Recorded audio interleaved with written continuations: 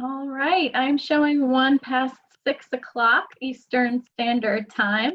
I want to welcome everyone to our webinar today, The Past, the Present, and the Future of the Fire Service. I am Caroline Stakowiak. I'm one of the program managers with the National Volunteer Fire Council, and I will be helping to moderate today's webinar. Before we begin, I'd just like to go over a few quick housekeeping items. We will have a question and answer session after our presenter has completed his presentation. And feel free to ask questions at any time. You can use the Q&A box found within your Zoom screen or the chat function, and we will take note of those and start asking them once we're done with the webinar. We are recording this webinar and it will be available after today. And for anyone unfamiliar with the National Volunteer Fire Council, we are the leading nonprofit membership association representing the interests of the volunteer fire, EMS, and rescue services. We serve as the voice of the volunteer in the national arena and provide invaluable resources, programs, education, and advocacy for our first responders. If you are not a member, you can join us today by visiting nvfc.org/join-nvfc.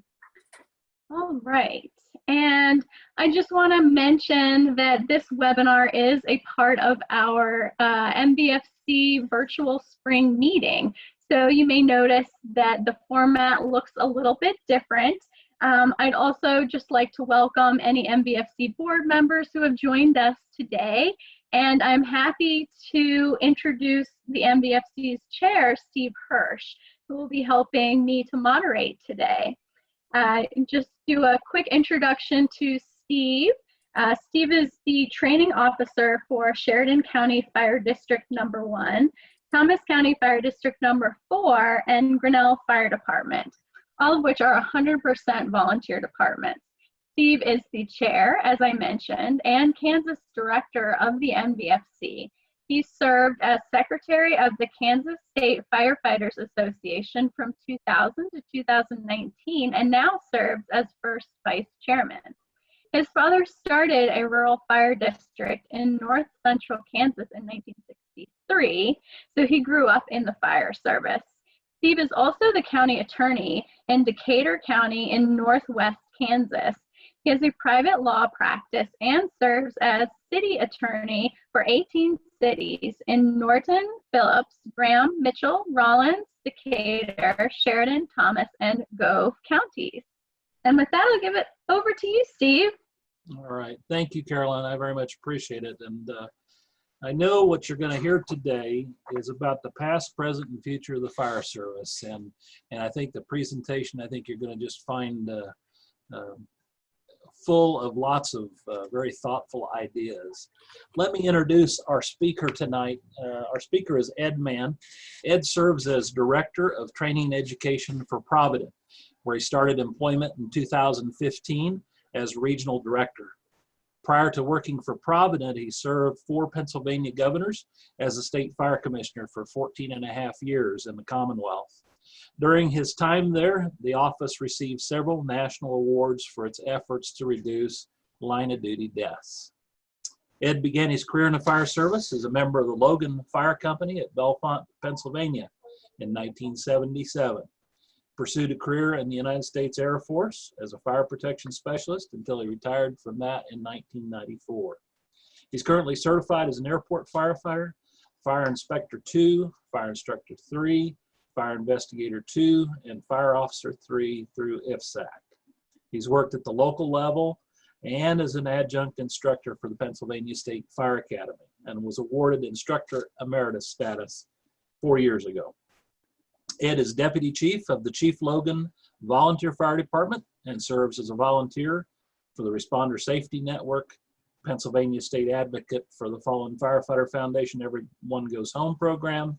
He's on the advisory committee for the Firefighter Injury and Safety Trends Project at Drexel University and on the board of directors for the Lehigh Valley Burn Prevention Foundation and the Pennsylvania Fire and Emergency Services Institute. He's a member of the IFC Eastern Division Safety, Health, and Survival section, and the BCOS section as well, and of the Fire Department Safety Officers Association and the First Responder Center for Excellence. Ed and I have talked on a number of occasions about how important the volunteer fire service is, not only in the Commonwealth, but also across our nation. He's a good friend of the volunteer fire service, and I am just very pleased and very proud to have him do this presentation tonight for us. So thank you, Ed. Thank you, Steve.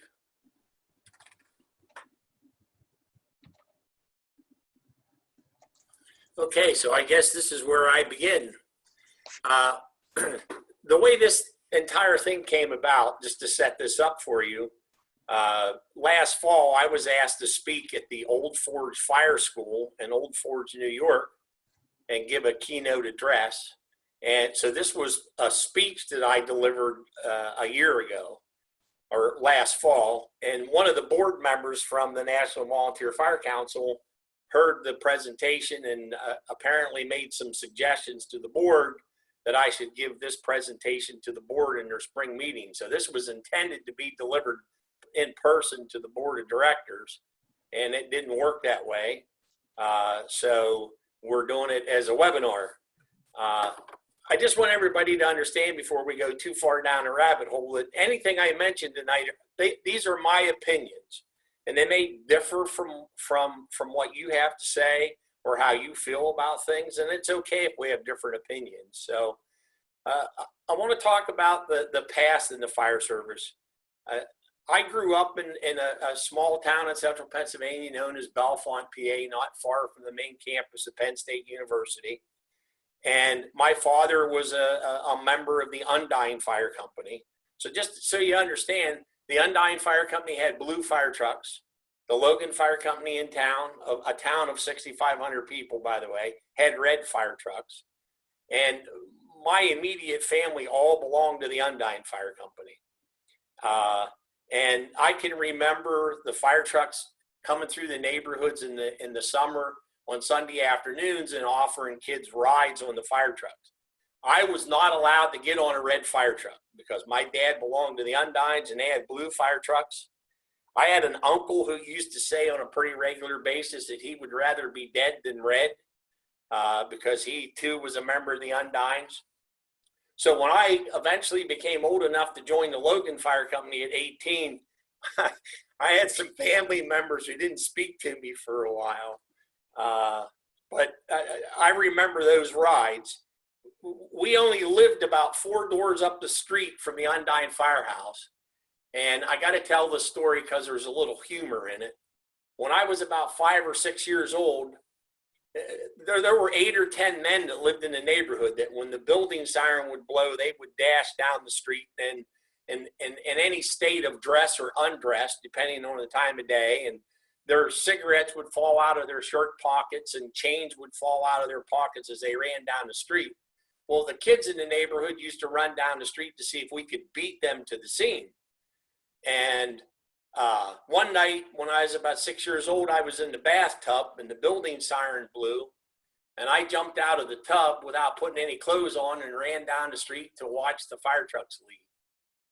Shortly thereafter, my mother greeted me with a yardstick. And I don't know if you've ever been hit on a wet behind before with a yardstick, but it doesn't take long to get back up the street when you're being corrected for the mistake you just made. So my start in the fire service may have been a little rocky. I remember the days of riding tailboard for you older folks that are on the webinar. I remember the turnout gear that we wore, 3/4 length boots, coats that barely covered the top of the boots, fireball orange gloves. Depending on when you joined the fire company, your coat may have had a liner in it. If you joined in the summertime, it didn't have a liner. If you joined in the winter, it did. When I look back into the 70s in Pennsylvania, we had over 300,000 volunteers in the mid-70s. Those numbers are estimated to be closer to 30,000. I suspect that they're even less than that today. Hanging out at the fire station, I can remember even through the week when people got off work at 4 or 5 o'clock, there was always 8 or 10 fellows that stopped by the fire station. Some of them would sit in the corner and play nickel, dime, quarter poker while others played pool. And then after supper, there was always 12 or 14 people hanging out at the station, some playing pool, some watching TV. Friday and Saturday nights, especially when the weather was nice, the ramp was full of people. Everybody just sitting around chatting with one another. I remember, if you look at the picture in the upper left-hand corner, that's actually pretty close to the plectron my dad had at one point. And so when that's how they were dispatched to calls.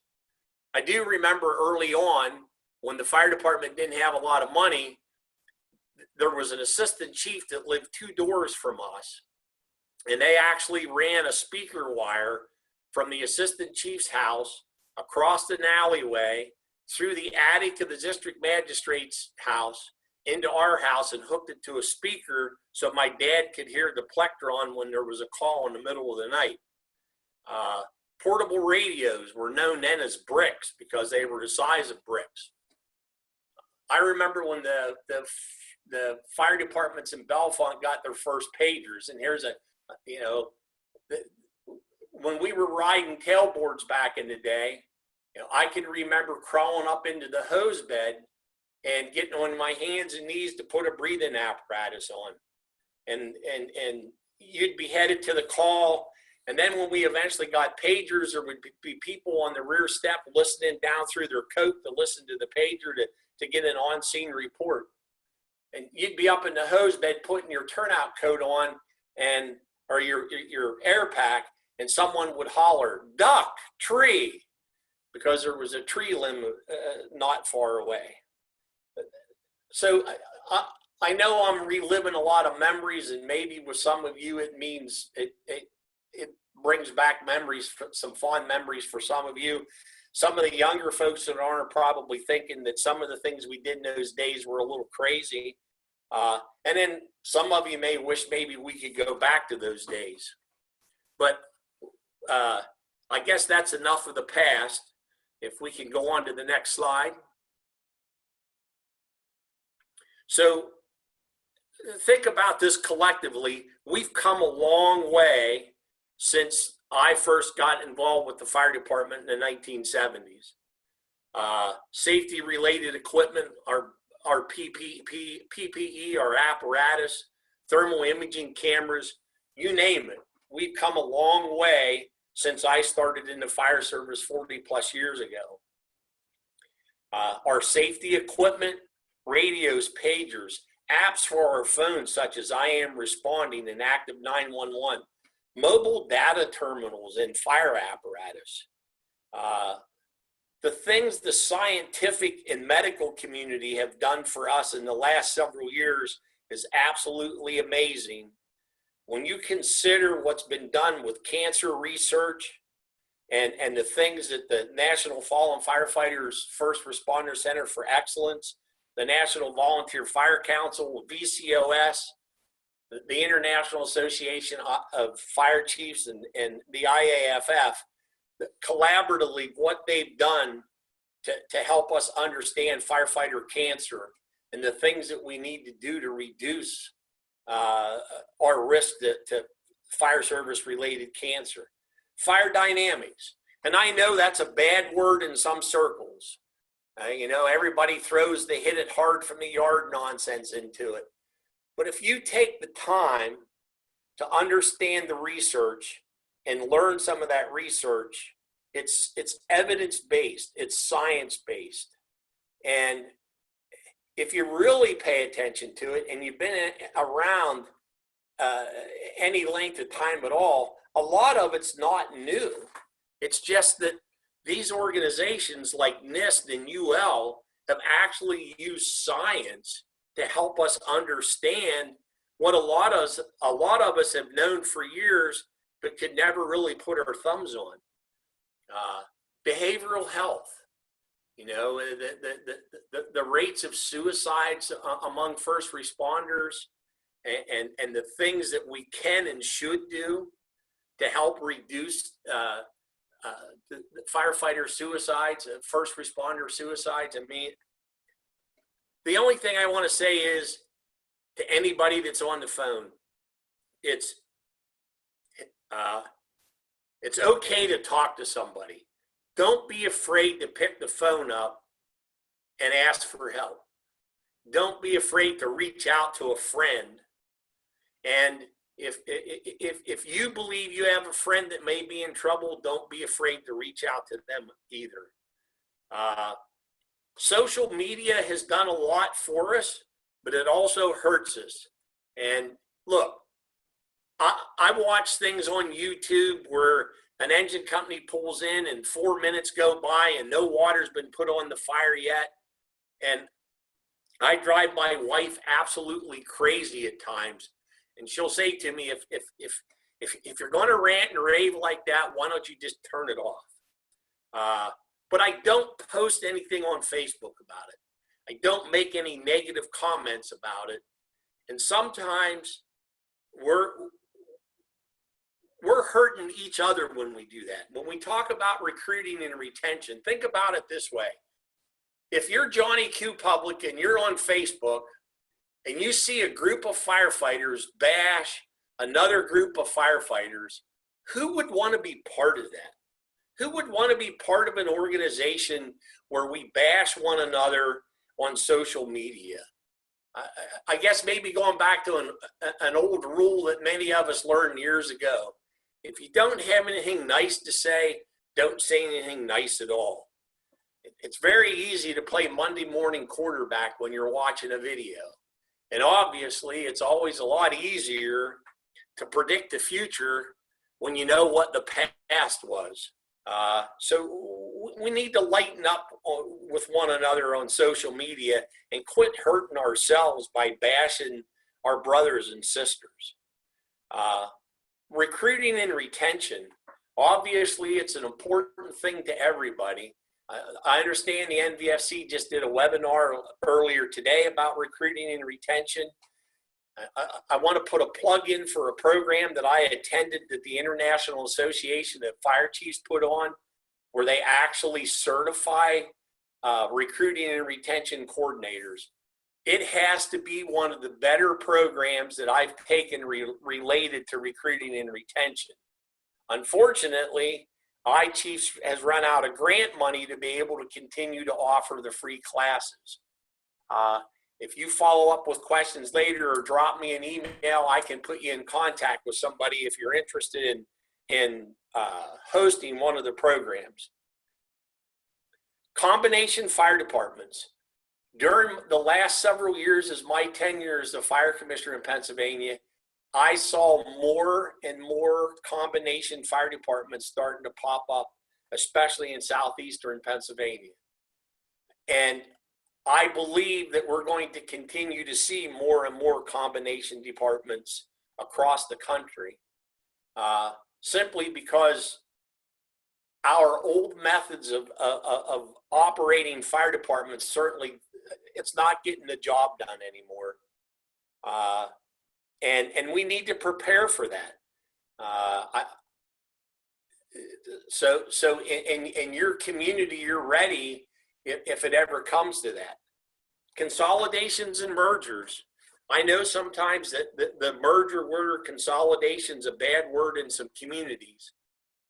My own fire department, the former East Derry Fire Department, fire company, just consolidated with another department located in their township.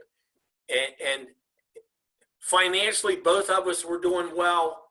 We were doing okay with our staffing, but it puts us in a position going forward that if we have to deal with issues, it'll be much easier to deal with as the newly merged Chief Logan Volunteer Fire Department than those two separate entities.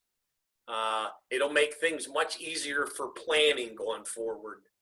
Has it improved our delivery of service? We're turning on average 12 to 13 people out per call.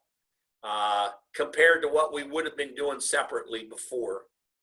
So consolidations and mergers, and look, I understand there are parts of our country where a consolidation or a merger just wouldn't work. When your mutual aid's 45 minutes to an hour away, it would be difficult for a merger or consolidation. In many areas of our country, there's a total lack of support from local government. Now, I want to make it clear, I'm not bashing local governments, because there are times when we hurt ourselves by not being more cooperative with local government. It's a two-way street. There were instances where the fire department would go to the local government and ask for more money. The local government would say, we'll consider it, but will you show us your books? And the fire department would say, absolutely not. You can't expect local governments to take tax money, let it set on a stump and walk away from it and let you spend it as you see fit. So there has to be a partnership between the fire service and the local governments.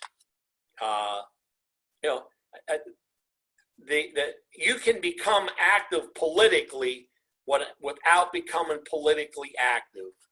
And what do I mean by that?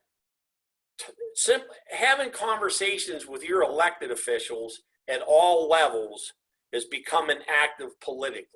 I'm not talking about putting yard signs up. I'm not talking about endorsing candidates, because I know that creates problems for volunteer organizations. But you have to make sure that your local elected officials know what you need. And equally, we need to be honest with the public, because too many times we won't tell the public how bad things are. And when you're having these conversations, I know sometimes they can become emotional, but you have to stick to the facts. Name calling and finger pointing won't solve any of it.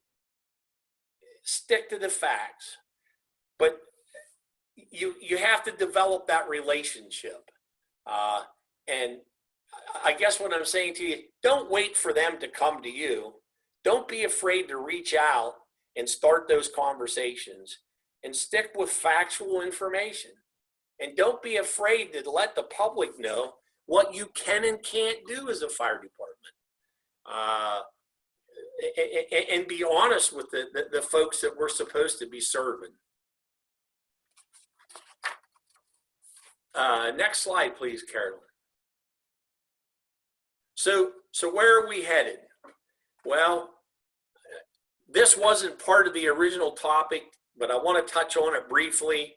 And I guess maybe I'll throw it out as a rhetorical question. Where do we go after COVID-19? There are a lot of fire departments across the country, volunteer and career, that are suffering right now financially. Local governments are having issues. Fire departments are laying people off. Volunteer fire departments aren't able to do their fundraising. I mean, in my area, gun bashes, carnivals, you name it, have all been canceled. And I see some major financial issues later this year and going into 2021, which makes it even more important that you start having conversations with your local government officials, and that the public understands just how you operate and how important those donations might be. It's going to be tough for a lot of people to even make donations when you consider the number of people that have been laid off over this COVID-19. The bottom line is we need to start talking about what we're going to do going forward now, not come 2021. I know the NVFC and iChiefs and other national organizations are doing their very best with the government to try to help us going forward with grant programs, et cetera, et cetera. I know the General Assembly in Pennsylvania has any number of bills to offer grant programs. But I'm going to leave you with this on that point, and that is, don't wait for the government to solve your problem. you're going to have to find a way in some cases to solve it yourself. And I say that based on the amount of time I spent at the state level. You know, getting legislation passed at the state level to help fire departments is very difficult. And many times there's a lot of promises made that are never kept. So I'm simply saying to you, if you're waiting on the government to fix your problem, quit waiting. I see more combination departments in our future. And I see some of those combination departments becoming full-time paid departments as we go forward. There's no doubt in my mind that we'll continue to put people in buildings. My only hope is that we use the science to do it smarter. Use what Underwriters Laboratory and the National Institute for Standards and Technology have made available to us related to fire dynamics, and be smarter about what we do. I don't know what else to say about it. Let's use the evidence-based science to make things safer for us as we go forward. No, I'm not talking about standing in the yard and lobbing water at it. I'm just talking about using the evidence-based science to be smarter about what we do going forward. You know, I'm concerned that some communities may even lose their fire departments in the future. Small communities that don't have a lot of tax base to begin with are going to find it even more difficult. I would also suggest to you that we have to find a way to get local government more involved with the things that we do. And those conversations need to start now rather than later. And I touched on it earlier. It needs to be a two-way street. You can't walk into your local government officials meeting in December and ask them for a tax appropriation or an increase to your appropriation in January. It just doesn't work that way. And as we draw near the end of this, before we go to the takeaways, I want to read something to you that I've used at the end of a lot of speeches. And I've had conversations with some of the people I work with. And those conversations have focused on changes that are going to be made because they've been able, because they're working from home and we're not traveling, they're spending more time at home with their family, and they're going to make changes as it relates to their family, or they're going to make changes in their personal lives. And I point this out because I also remember after September the 11th, a lot of people made those same comments. And what I'm about to read to you has absolutely nothing to do with the fire service, but has a great deal to do with the way we live. I read of a man who stood to speak at the funeral of a friend. He referred to the dates on her tombstone from the beginning to the end. He noted that first came her date of birth and spoke the following date with tears. But he said what mattered most of all was the dash between those years. For that dash represents all the time she spent alive on earth. And now those who loved her, and now only those who loved her, know what that little line is worth. For it matters not how much we own, the cars, the house, the cash. What matters is how we live in love and how we spend our dash. So think about this long and hard. Are there things you'd like to change? For you never know how much time is left that can still be rearranged.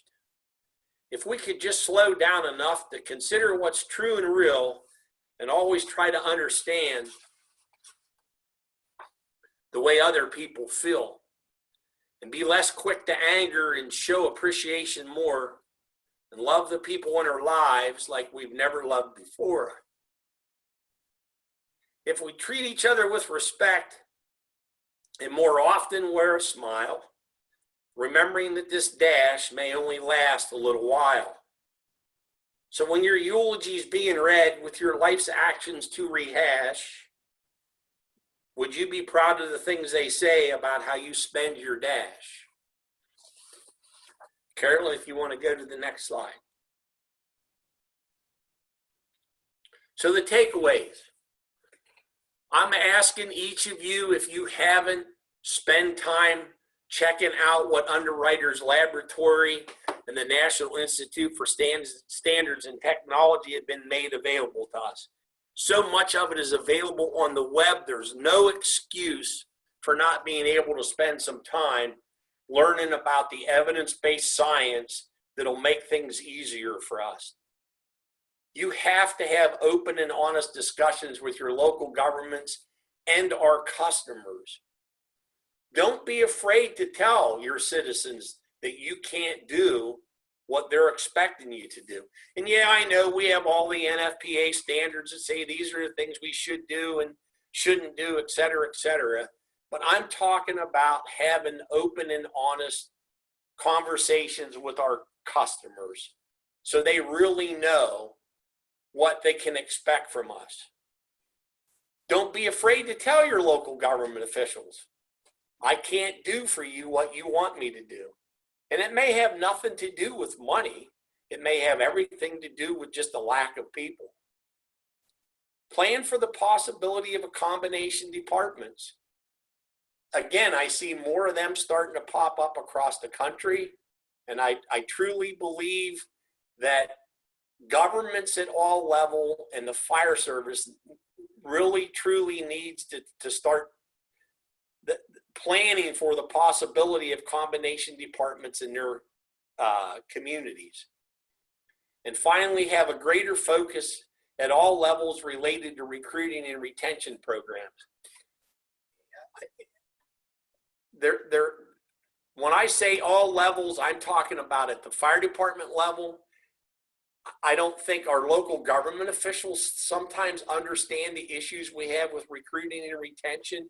And there are literally a lot of programs available where you can get valuable information related to recruiting and retention.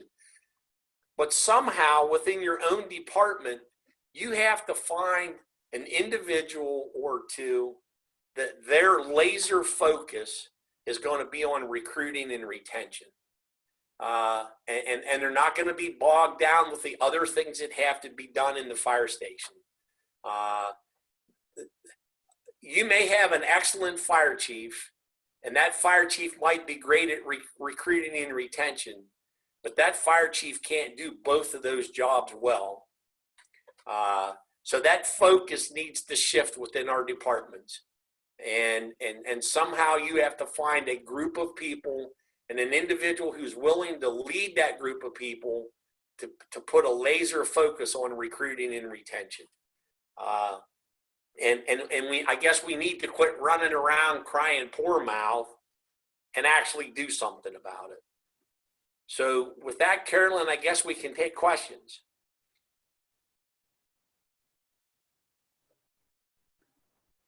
All right, Ed, there's a question here. First off, somebody wanted to know how many we had on board here, and I think the highest number I think was 143, which is just really great. And you know, this actually probably got you out to more people and than what it ever would have being at our board meeting. So it worked out very nicely. Brian McQueen asks about where you see state fire training becoming a regular part of school district curriculums, or whether it will. Well, I know that there are movements afoot in a lot of states. I know Pennsylvania just last year added EMS and training to curriculums. Several years ago in Pennsylvania, they actually passed legislation to allow school districts, by their choice, to offer fire and EMS training as part of the curriculum.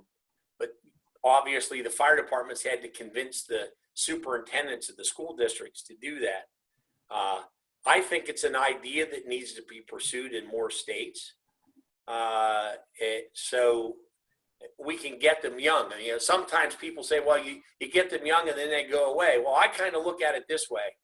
Even if I get you for 4 or 5 years as a young man or a young lady, and you move out of my community and move to another community, and you never get involved with the fire service again, we have a friend, or we've developed an ally of the fire department, even though that individual may never step foot in another fire station. Okay. Patrick from, I believe, someplace in the list, I saw he was from Nebraska.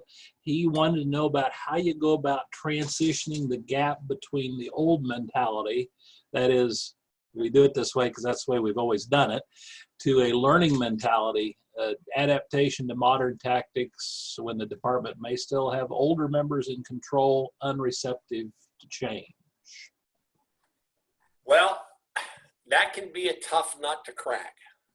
And if I had a magic answer for that, I'd probably have some big consulting firm where I'd be making millions a year, millions of dollars a year.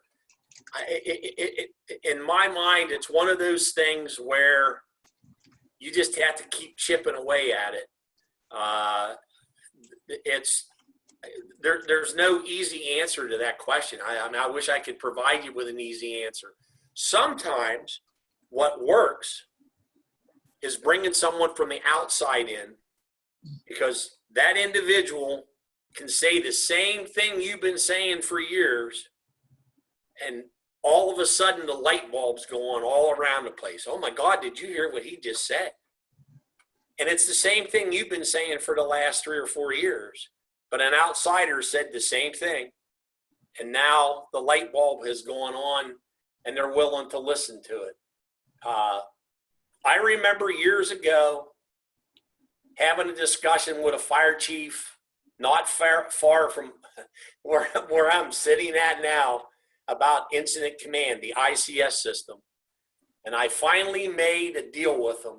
And the deal was, look, you let me do the class, you attend the class. And after the first evening, if you're convinced that this is a bunch of hogwash, you can walk away and I will never say another word about ICS. He stayed in the class for the 16 hours we did it and actually started to adopt some of the things that we taught in the class. I can't tell you exactly what he said the first time he went on scene and gave an on-size report, because the language wouldn't be fit to air in this venue. But he did an on-scene report and it was very colorful and everybody knew what we needed to do. Well, let's see, here's a question from Michael Dwyer up in Nebraska, a good friend of mine. He wanted you to speak briefly about the aging of the volunteer fire service and, in that regard, appropriate roles for older volunteers, which of course is anybody that's older than I am. Well, obviously the administrative positions for individuals that, you know, I mean, look, I'm 61, so I'm getting to be to that point too. Administrative positions in the fire department would be ideal. Perhaps someone who's a little older that's been around the fire department for a while would be an excellent person to get trained to take care of the recruiting and retention issues in that department, to maybe head up a group of people to do the recruiting and retention. If they have the experience as being a firefighter, they have the fire department experience, it could be very easily moved towards the recruiting and retention. Depending on their experience, using them as safety officers is a good thing. But I think there are administrative roles that can be found for our older members.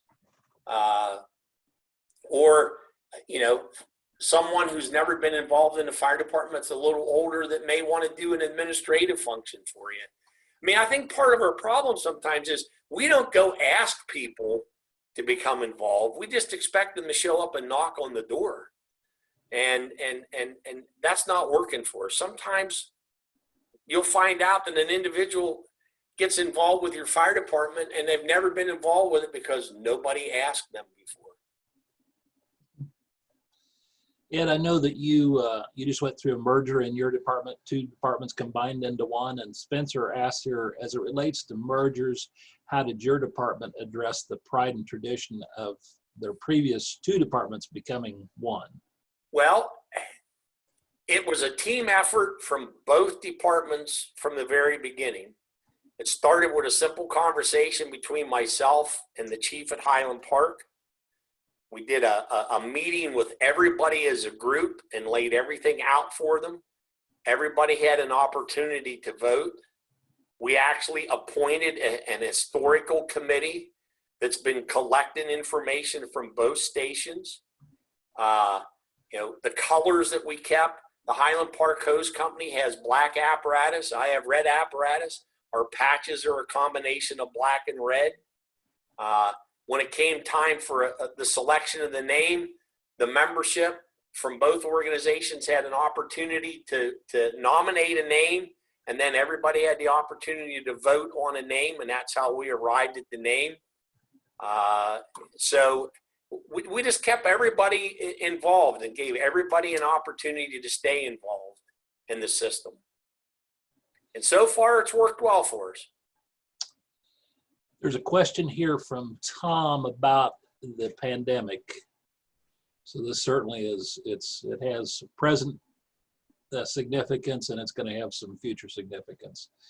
Says, do you think the pandemic will lead to some families who are reluctant to see loved ones join the service or continue in the service? Do you think the impact on current providers during the pandemic will cause some to leave? And what do you think the impact will be? And says, shouldn't we start a service-wide discussion on future staff impacts as to whether they'll be volunteer or paid, and how we're going to influence that? I have no doubt that in some communities, especially hard-hit communities, that some families are going to tell their family members they don't want them to be part of it anymore.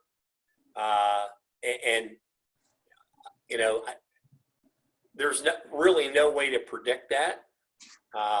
But I agree that there should be conversations taking place now. And we can't have those conversations in a vacuum within our own fire stations. We've got to make sure that our neighboring fire departments are part of that conversation, that our local government officials are part of that conversation. So I guess, for the lack of a better way to put it, so we're not caught holding the bag in the middle of 2021. It's not going to be easy, but I suspect in some communities in our country where, the COVID-19's had a major impact, that it very well could create problems, and now's the time to begin to address them. Steve, I guess maybe I'll throw, has this conversation take place at NVFC at this point? Multiple times today. Okay. And probably multiple times tomorrow and yesterday. It's a big issue. Another reason why it's important to be a member of the NVFC. Indeed, indeed. Did have a comment on here about whether or not the recording, I think Caroline mentioned there's a recording of this being made, and someone asked whether or not it was going to be available, and I believe the staff said that yes, it will be on the members only resource page at the NVFC. There's another reason to become a member of the NVFC. Let's see, I'm scrolling down through here. Lots of thank yous, Ed, by the way. Here's a question from Alexander. He wanted to know in what ways colleges and universities can assist via research or through management or leadership training. And then aside to that, what the most pressing research questions were today. Well, that's a great question. One of the things that I found, especially since I got involved with the First Responder Center for Excellence, is the number of colleges and universities that are willing to do research by the fire department simply going to them and saying, hey, we have a question we need answered. Would you mind doing research on it? And if that individual wants to drop me an email and I think my email address is provided on the last slide. I will do what I can to connect them with some folks, I guess from the national level, that have been involved with the colleges. You know, some people claim, well, you know, the colleges only do it because they're getting grant money. I don't care why they're doing it. We're benefiting from it. What difference does it make why they're doing it? My suggestion would be is if you have a college in your community, reach out to them and simply ask the question. My colleague from Rhode Island, Kevin, asked this question. It's a good question. Would you agree that many volunteer fire departments don't market well, in that a lot of their communities are unaware that they have volunteers and have a need for volunteers? And what tips would you have to provide that awareness or help bring awareness? I still think we have to be honest with the public, and whether it's using a local newspaper, whether it's using social media. And I'm not talking about scare tactics where we run around and say babies are going to burn and old ladies are going to die if you don't do this for us, but simply letting the public know that, hey, look, during the day through the week, we may have a difficult time putting a fire truck in front of your house because I simply don't have the staffing available. That's not a scare tactic. If it's factual, it's factual. You know, if you have an aging population in your fire department, if you know the average age of your members is getting older and older, that's factual information. We just have to, you know, look, I know there's been times in this area where I live where the newspapers have actually done articles related to recruiting and retention. And you go to a county chiefs meeting and the county fire chiefs, a number of them, are whining about not having people. And then a reporter calls them on the phone and asks them a question, and they tell a reporter, everything's great in my firehouse. Well, how are we ever going to get the public to know what's going on if we're not going to be honest with them? Got one here from an anonymous person. Says, what are your thoughts on the need for diversity and inclusion, especially for women, and the fact that many departments, state and regional associations refuse to change their name from firemen's organizations to firefighter organizations? That's frustrating to me. And again, I don't have an easy answer for that one. You know, there's no easy answer to that. Having made a career in the military, I certainly understand inclusion and including other people. And I wish I had an easy answer for you, but I don't see an easy answer to that question. You know, I'll offer an apology. I don't have an easy answer for that question. It's one of those things where we have to just keep chipping away at. I think it's far better now than it was even 10 years ago, but I think we still have a long way to go. Richard asks, or he makes a comment that the State Fire Academy won't allow people with beards to take live fire classes, and he's in an area where there's a very large population of Amish, and I would echo that. In Kansas, we have some Amish and a lot of German Baptists, and that's a signal. You know, that's a signal of you know, the coming of age in those particular religions. And he wants to know if you think they'll ever be able to complete their fire training and be married. Well, good question. It's a good question. And I can tell you as the state fire commissioner, I got invited to the Capitol building on more than one occasion by members of the Senate or the House, because our policy in Pennsylvania was the facial hair when it came to wearing SCBA. And my statement then, and I still believe it today, if the standard changes, then the state fire academies will have to take a look at it. But as long as the standards are written the way they're written, and the you know, OSHA and the NFPA and fit testing and all that stuff is as it is, I don't see any significant changes to it. I actually had a senator ask me one time in a meeting, if the individual signed a waiver, would I be okay with that as a state fire commissioner? And my answer was, no, I wouldn't, because hurt is hurt and dead is dead. I don't care what waiver you signed.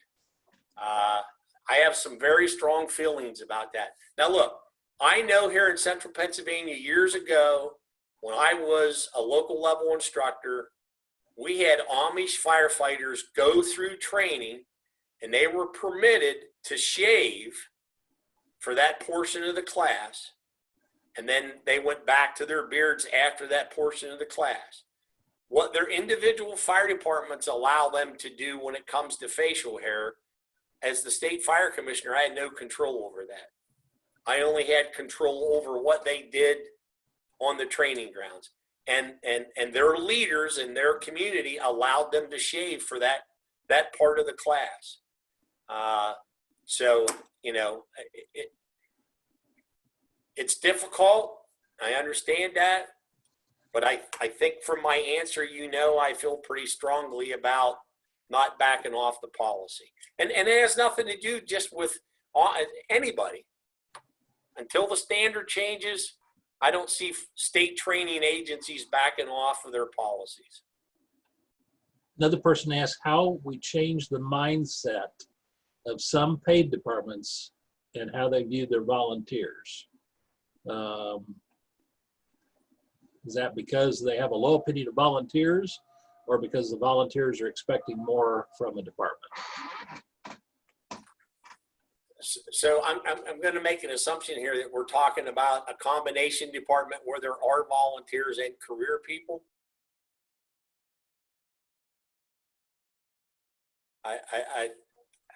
We don't know that. Okay. All right. Look, a lot of that I think depends on what part of the country you're in, to be perfectly honest with you. I don't see a lot of that here in Central Pennsylvania. I know a lot of career guys that are very active in their local volunteer departments. You know, so outside of my area here in Central Pennsylvania, it's really difficult for me to talk about what's happening in other parts of the country. You know, in my mind, it's a matter of earning respect. And sometimes the easiest way to earn respect is, rather than talk about what you can do, you simply show somebody what you're able to do.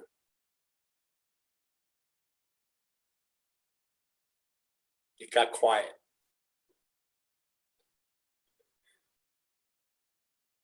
Hello?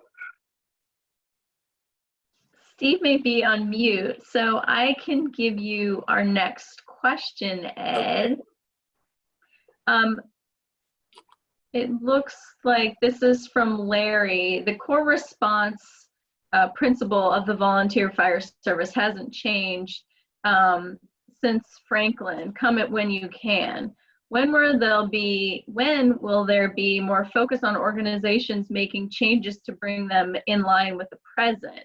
This individual is also a local elected official that says there are far too many traditional processes that need to change for more people to consider joining. I won't disagree with that statement. And I think some of it depends on where you're at in the country and your local community. I can't disagree with the statement. In some communities, some of the traditions that we've held on to for years that lead to exclusion of other people in our community need to come to an end. Especially if we want to be able to meet the demands of the future, it has to. It has to. It just, you know, how we get there. I think a lot of it depends on where you're at in the country and the community that you live in. Sometimes the local governments may end up forcing those changes, and that's usually not a very pretty, there's usually not a very pretty outcome to that. Sorry about that, Ed. My ambulance was toning out, so I had to mute myself out Okay. for a little bit there. I thought my computer went on to Fritz for a minute. No, I just didn't think you wanted to hear my ambulance tones. So Bob Kilpeck from up in Vermont asked a question about, I think he's wanting to pay you fees for this, but he says he's got 27 fire departments in his county, 26 volunteer, 1 career, and wanted to be able to use this presentation at a county meeting. And I assume that provided he pays you the requisite fee, he'd be glad to. If he sends me an email, I'll send it to him. And as soon as travel gets lifted, providing my boss allows me to travel to Vermont, I'll go do the presentation. Okay. He might At take no you up cost. He might take you up on that. All right, and there'll be no cost associated with it. All right. Brian McQueen up in New York asked this, village fire departments versus fire districts, whether or not you think you'll see more of the town departments or village departments moving from that legal status to that of a fire district. Well, that's a question actually is pretty unique to New York. I mean, in my neck of the woods in Pennsylvania, we don't have fire districts. We don't deal with villages per se. So that was a little tough for me to answer. Those of you that deal with districts and villages would probably be in a better position to answer that than I would, because I'm not going to try to buffalo any of you and think that I fully understand villages versus districts. Rusty Dunham out in Wyoming asks about how you break the cycle of the 80-20 rule. You meaning that you spend 80% of your time dealing with 20% of the people? If something I learned, I guess maybe the hard way several years ago, sometimes it's best just to get rid of those people that are creating the issue for you. Because 1, you'll feel a lot better. 2, everybody else starts to feel a lot better. And believe it or not, I think sometimes you actually attract more people because you got rid of the troublemakers that were in your organization. And I think I was going to try and ask Rusty what he meant by that, but the question came up too quick, and you were done with the last one. And it was more, I thought maybe it was more along the line of what he just explained, that 20% of his people are active.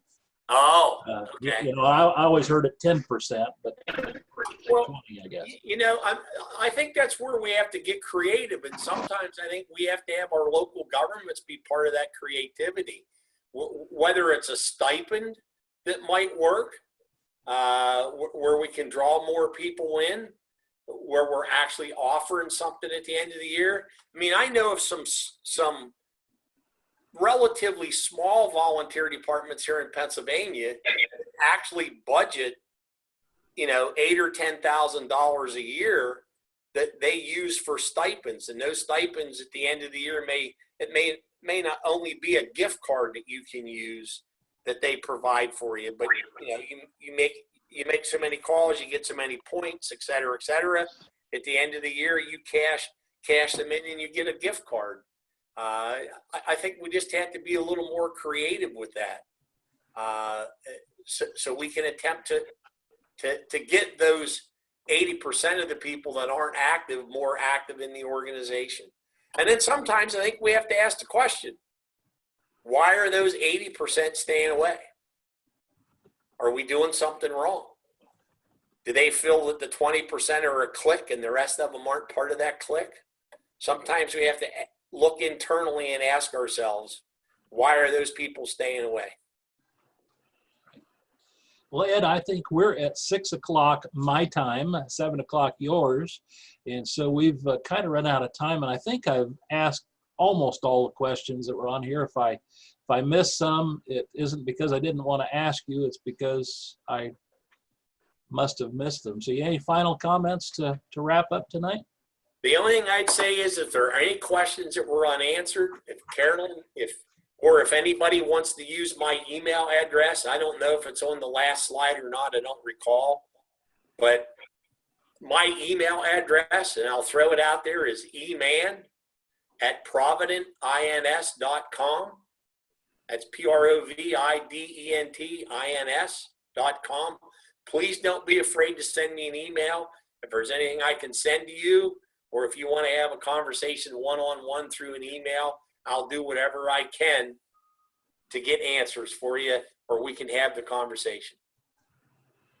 Ed, I just put your email address in the chat box and my email address in the chat box. So if anyone has any questions after the presentation, please feel free to email Ed or myself. And look, I may not answer your email tonight, ladies and gentlemen, because as soon as I'm done here, I'm in my pickup truck headed to the mountains of north central Pennsylvania to my cabin so I can spend the weekend laying floors. Well, Glenn, we will get you out of here, Ed. Steve, did you have any last comments? Well, I just want to thank Ed for taking the time to do this. I don't know how we can really begin to thank you for what you did for us, helping us to not forget where we came from and not forget the future and how important it is to make it better and safer for our firefighters and for the citizens that we protect. So thank you for that, Ed. Appreciate it very much. I appreciate the opportunity. Yes, and I will say thank you to Ed as well. Thank you to Steve for helping me to moderate the webinar this evening. For any questions that you think of, I think there may have been one or two that we didn't have time for. I will start a conversation on Volunteer Voices, MVFC's members only discussion forum page. And lastly, I want to thank all of you for joining us this evening.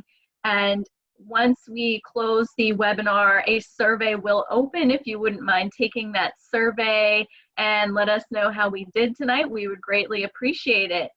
And with that, I hope everyone has a wonderful evening.